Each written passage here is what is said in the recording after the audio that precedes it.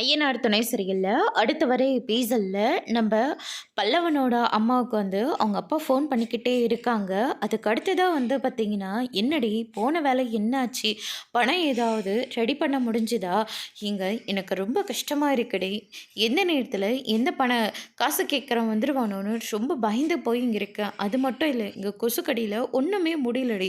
நிம்மதியா படுத்தா தூக்கம் கூட வரமாட்டேங்குது. தயவு செஞ்சு சீக்கிரமா பணத்த ரெடி பண்ணு. அப்பதான் நம்ம வீட்டு பக்கமே நம்மளால போக முடியும். இல்லாட்டி அந்த வீட்டு பக்கமே நம்மளால தலை வச்சு கூட படுக்கவே முடியாது." அப்படின்னு சொல்லிட்டு அவர் ரொம்பவே ஃபீல் பண்ணி பேசிக்கிட்டு இருக்காங்க. அதுக்கு அடுத்தது, "என்னையா வந்ததுலேருந்து காசு காசுன்னு போட்டு என்ன ஒரு பாடா படுத்திக்கிட்டு இருக்க.